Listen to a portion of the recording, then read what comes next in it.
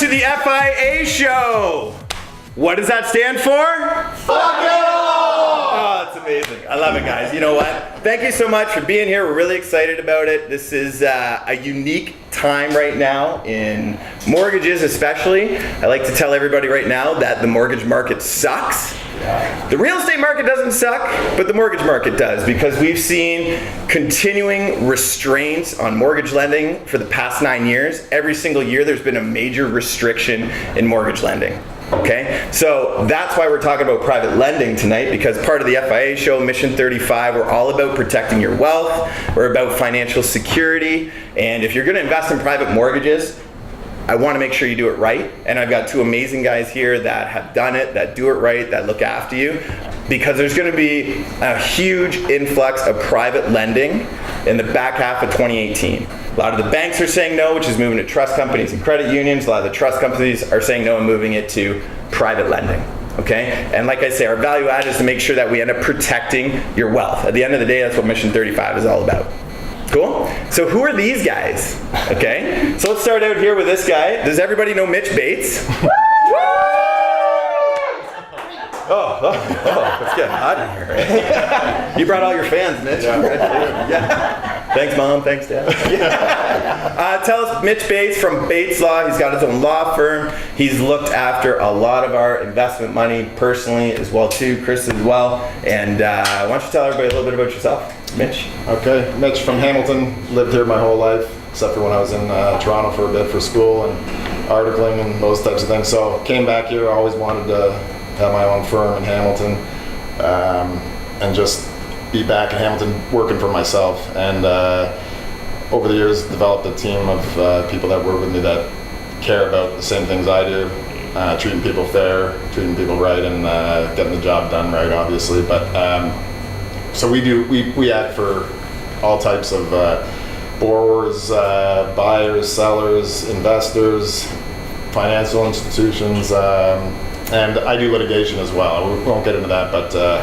he'll shout out, "You can't handle the truth." Yeah. So, which is an unusual mix, doing real estate and litigation, but I really like doing litigation. So once in a while I end up in court. But I gotta say, you know what, Mitch, to his point there, he always puts the person first, and that's just not a sales call or anything like that. But that's one of the reasons why I trust you so much, and we trust you with our clients, is because you're saying no to stuff that other people say yes to. Yeah, you know what I mean? Absolutely. And it's in the best interest of people. So that's how we got the work that we have, from treating people fair and going the extra mile.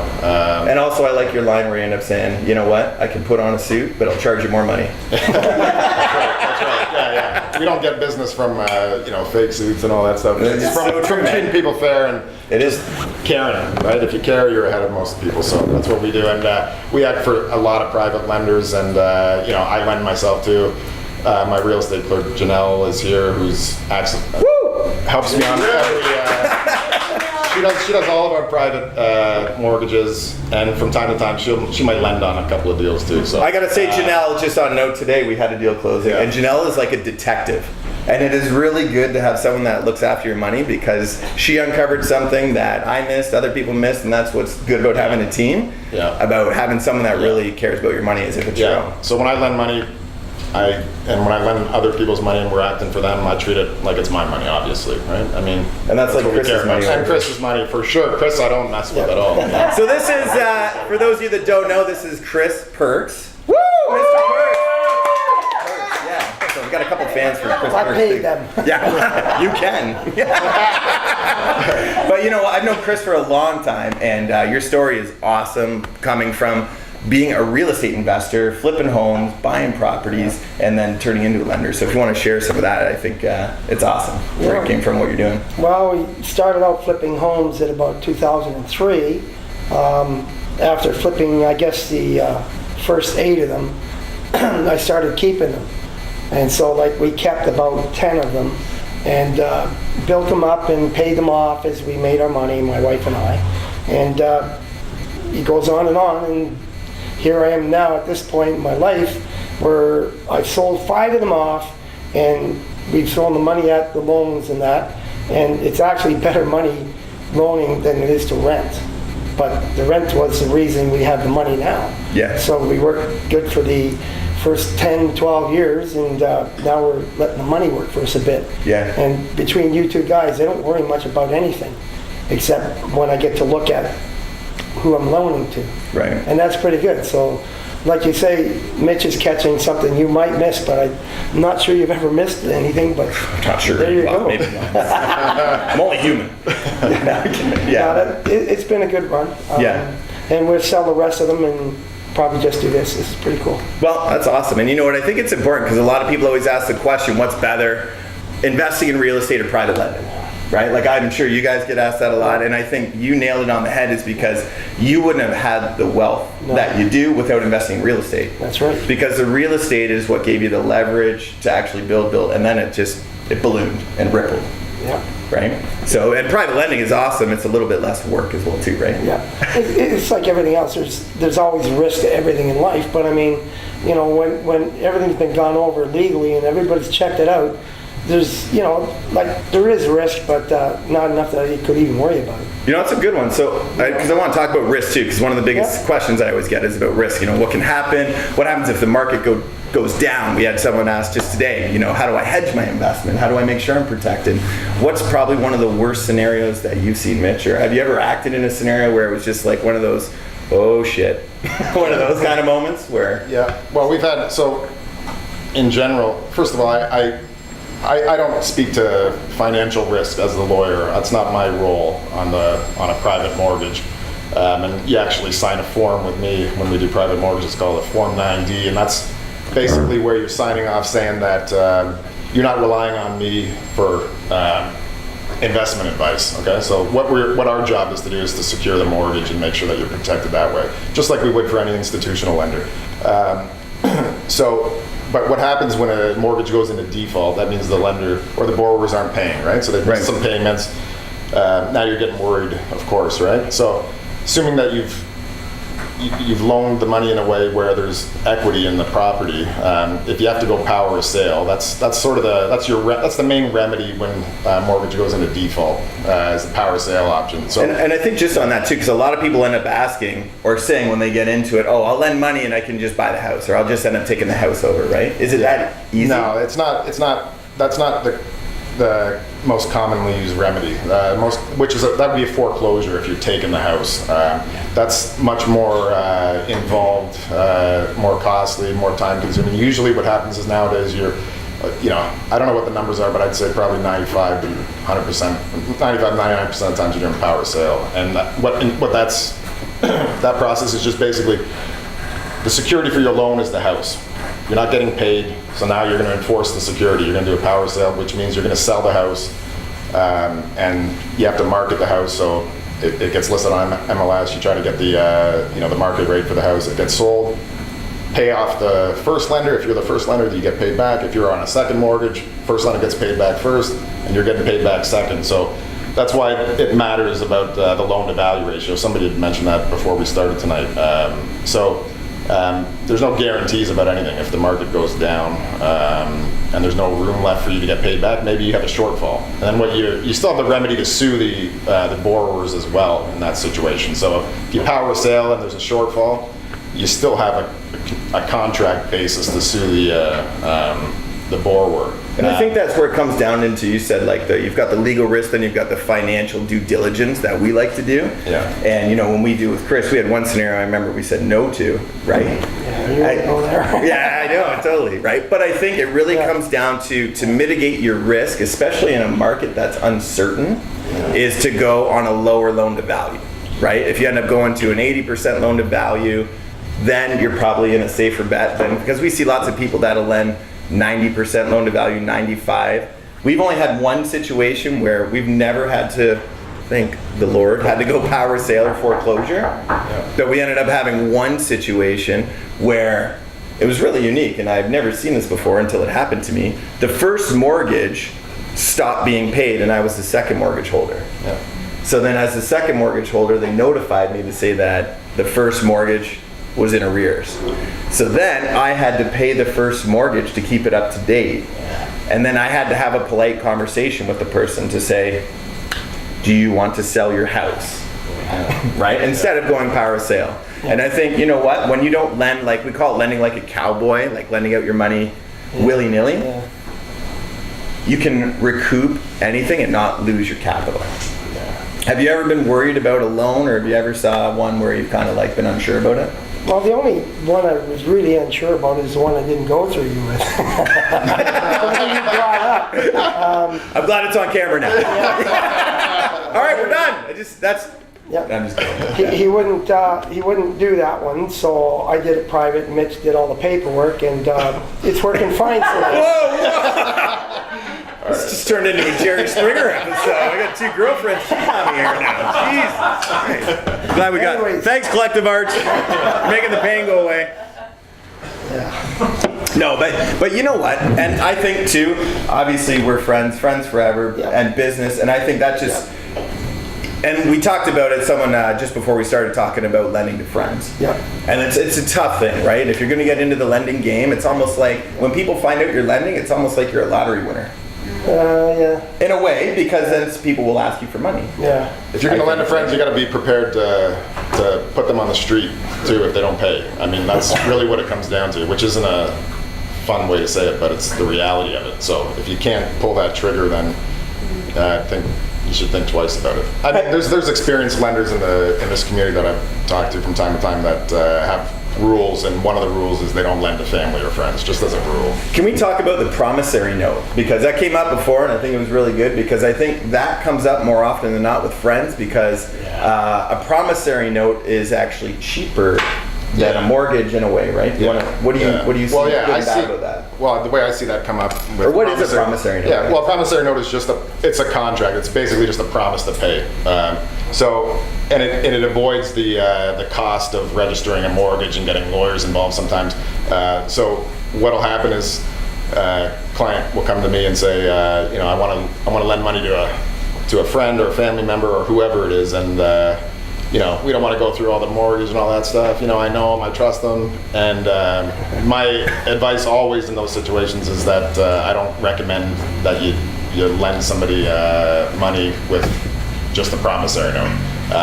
But it's not my decision in the end, right? So I give my advice, and then sometimes I'm involved with drafting promissory notes that might have clauses in there that say, if you don't pay it back, then we can register a mortgage on the property, which is a little bit better than just a bare promissory note, but something that I still don't recommend. So in general, if you're lending money that you want back, register it. I mean, really, right? I mean, otherwise don't count on getting it back, and don't be surprised if these people disappear, or they're bankrupt, or they have other judgments against them that you just have no way of knowing about. And I think the other due diligence part that happens with the promissory note that I've seen is you skip the broker sometimes. Oh yeah, absolutely. Right, and the broker's the one, or the Mission35 broker. Shameless plug. Woo. But like, we're the ones pulling the credit. We're the ones checking income verification. We're the ones doing all that stuff. So really, I always joke, there's what you tell your friends that you make, and then there's what you really make.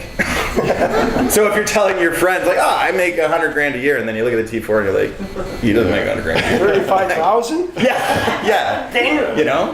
Yeah, the gross is, or the net is gross. I think that's how they say it.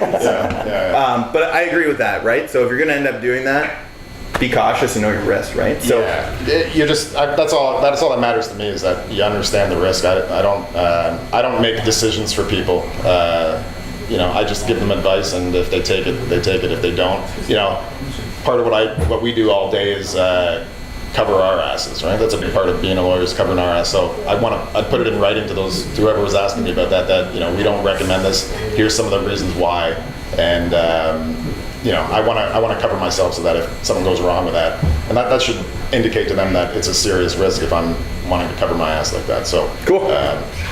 Is there anything that you, Chris, don't like about private lending? Is there anything, if you were to look and tell someone who's getting into it, that you don't like about it, that you're kind of annoyed about or frustrated about, or you just Well, there's not really anything that frustrates me about it. That the bias guy won't pay back the loan and he keeps renewing.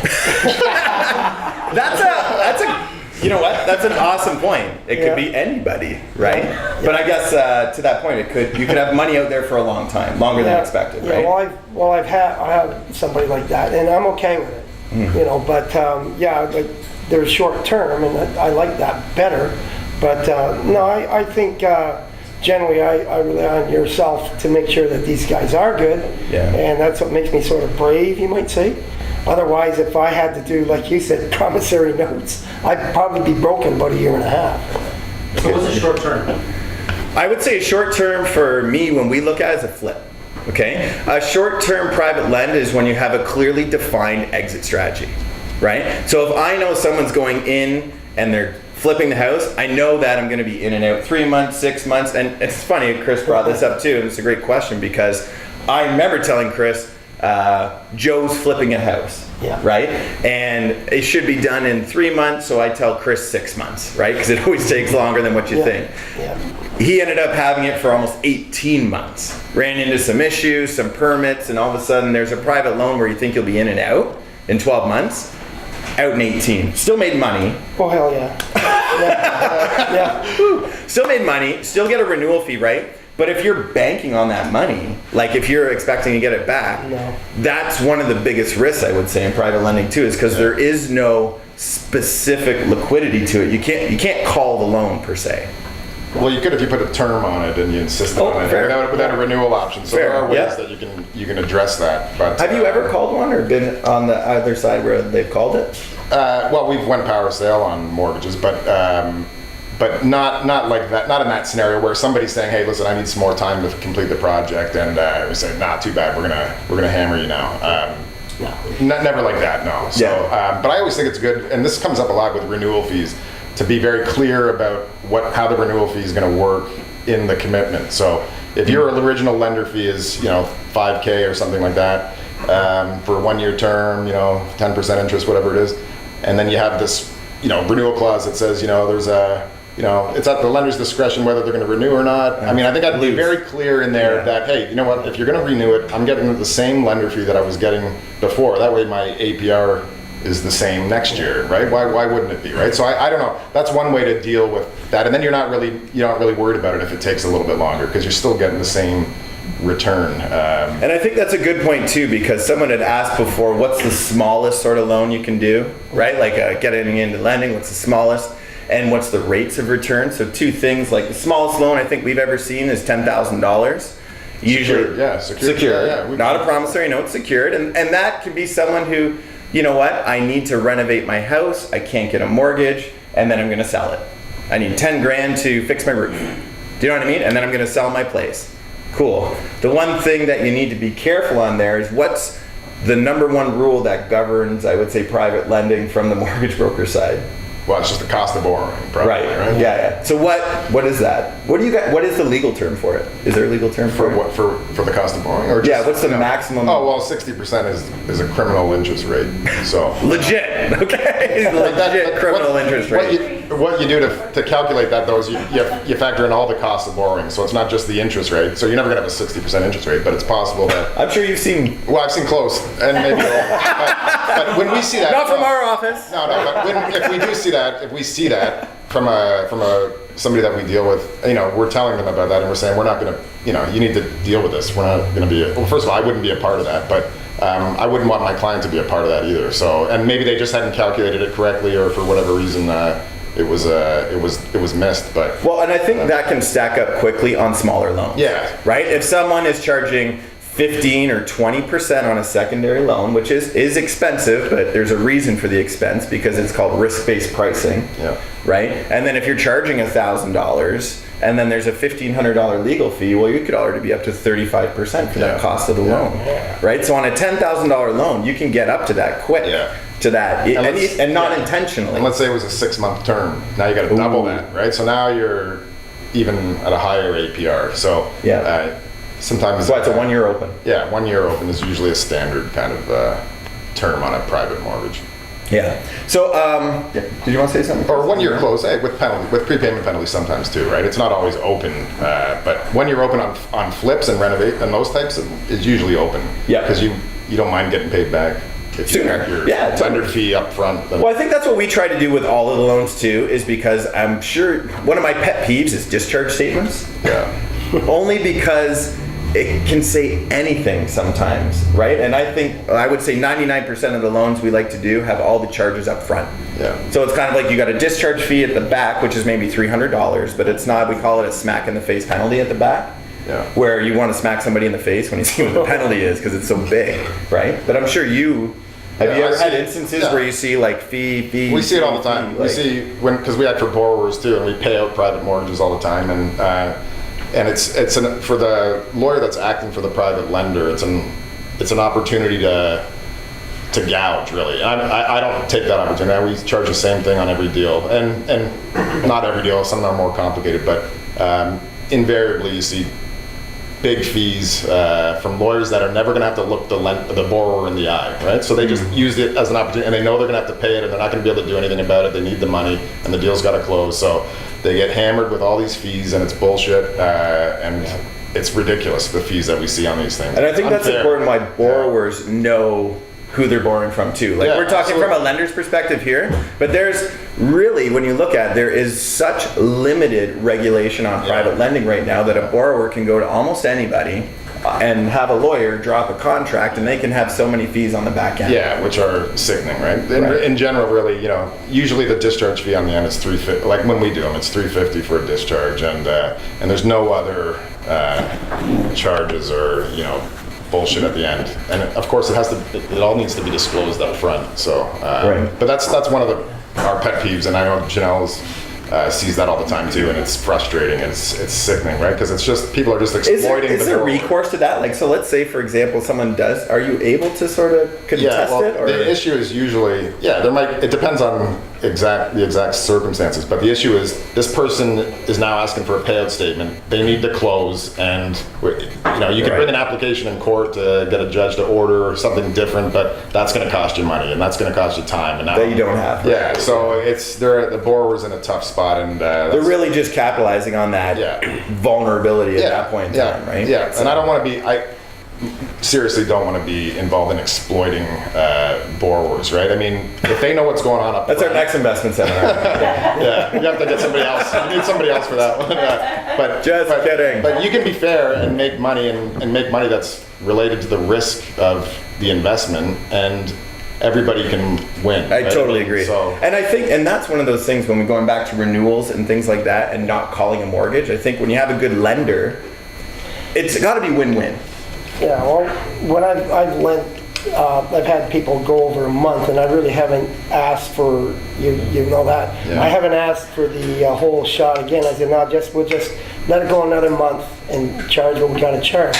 You've been very fair with that. Yeah, because and the people that are loaning money out, you got to remember, we were all there needing money at one time, and so like we're more human than the bank is, because you're looking at it and say, well, holy Christ. Like Mitch asked him one deal, I was, well, the guy's over about a month. What do you want to do? Do you want to charge all? No. Just charge him that. We'll finish off the month, and we're all good. Yeah. And you said the one time, you said, well, you could charge them all over if you want. And then, no, I want him back as a customer, maybe. Yeah. And so we let it go. And that's a neat perspective, because I would say 99% of the lenders you deal with, I deal with as well, do not look at it as customers, and that's that's a partnership that you want. You want to make sure that your borrower gets through the tough times. You know what I mean? Because that helps you get paid back as well too. And I think that's a real win-win way to look at private lending. We're real grateful. Like, I'm really grateful I can do this. And the people that do it, some might say, yeah, well, you're getting gouged. Well, you're not getting gouged, because first off, a bank wouldn't deal with you. Okay, so now you're stuck with a project you want to finish. What the hell do you do? Nobody's got money. So they come to you, and then I get all the information, or he might get all the information and say, do you want to help these people out? And this is what they're going to do. And you've given me some pretty interesting scenarios. And I said, well, yeah, okay, They all pay back. Hold on, 3 more beers, we're going to, okay, we'll have more beer, and we'll say That's for the blooper reel. But So Brian, you talked about investing to people who are flipping. Yep. And you talked about, so that at that point, your expense to borrow the money is going to be part of an expense, and you can write that off against the purchase. Totally. That's a great point, kid. What if you're borrowing to an end user? He owns his house, he's renovating his house. Can he write that money off as an expense? If he's using it for his own, so it was a great question just for anybody that didn't hear it. It's whether or not you can write off the fees, if I'm understanding right, from a private loan if it's an owner-occupied property that you're living in, right?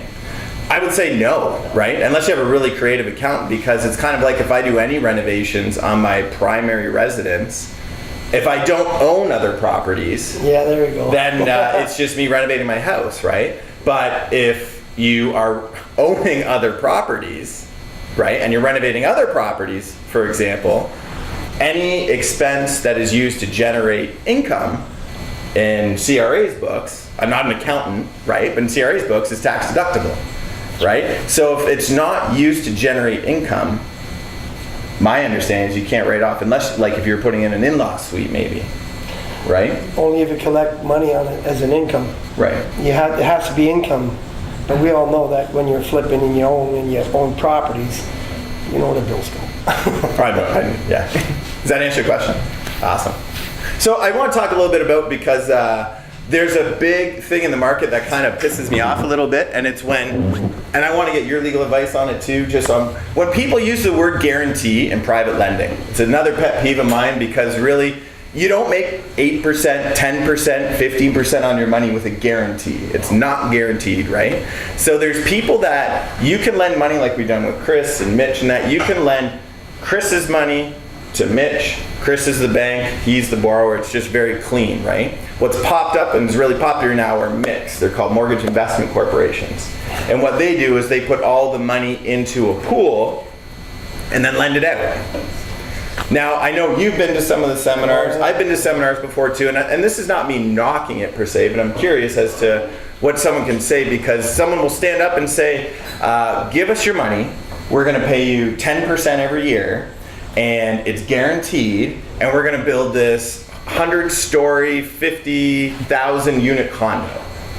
Right? Have you heard of these before? I've heard, I'm sure you've seen it. yeah. I mean, I don't act on things like that, but of course, if somebody says that you're guaranteed money on something like that, I don't know how you can be guaranteed money like that. So I really don't personally get involved in those or act in any way on MIC types of deals, other than for some borrowers borrow money through MICs, and those are some of the ones where you see the big fees on the end and everything.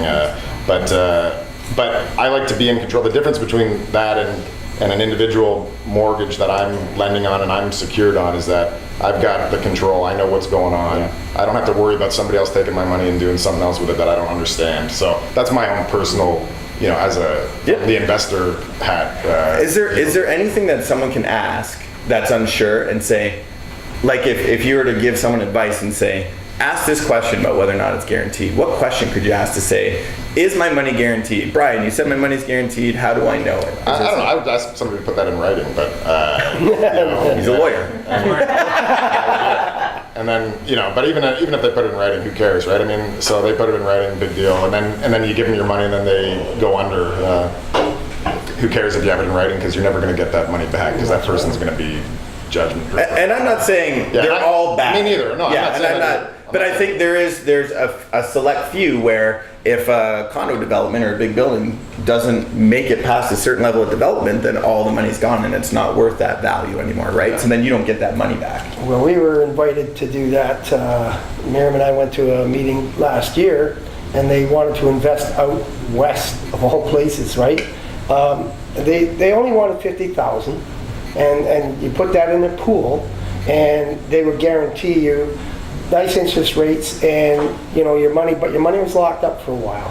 Yeah. And I don't like locking money up for a while, maybe a year and a half. But it was locked up for I think 5 years. And you can't touch it. You can't touch it, but you'll get your interest when they get it. And they were out in Alberta. They were building this building up, and when you know it, 6 months later, it went tank. Oh, really? Yeah. So they lost their money, and we just shook our head and said, yeah, well.